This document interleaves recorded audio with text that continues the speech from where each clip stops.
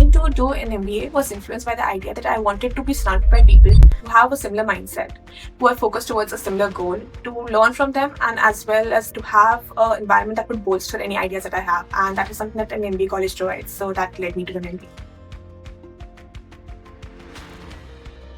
Biggest fear was maths and quants initially. In the middle of it, I realized that DLR was actually the most difficult section that one encounters, and eventually I was able to score the highest in it. So that was sort of a great thing for me. Adaptive preparation sort of put me in one category and helped me decide what I really wanted to improve in the most. So for me, it was definitely quant. I knew that I wanted more help with quant, so I was able to focus more on that.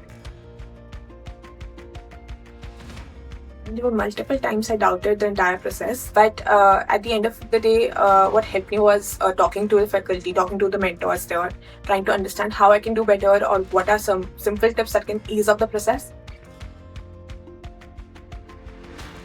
So I started off initially in January, and then I was busy at work, so I was not able to continue coaching for about 3 to 4 months, and I started back again in May. Then I focused on revising every class after and trying to do the homework sets that were given by MBA Guru, and eventually the revision sessions and just putting in the hard work in the last 1 month really helped.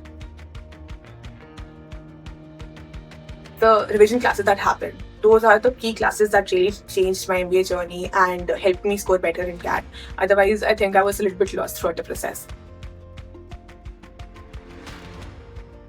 I would say the faculty, mentorship that you get throughout the process. Everyone is there to help you. And lastly, the feasibility. So I got to know about MBA Guru from my friend. She suggested MBA Guru. She also really liked the adaptive coaching method, and that really inclined me towards MBA Guru initially. It's fine if you even do 5 questions a day, but those 5 questions should be diverse and you should be doing it under time. At the end of it, it's not even adaptive coaching that helped me, but the faculty that was there, that was very focused. So if you had one area, let's say I was not good at geometry, so that was one area that I was really focused on for me, and the strategy was such that really helped me overcome the entire thing.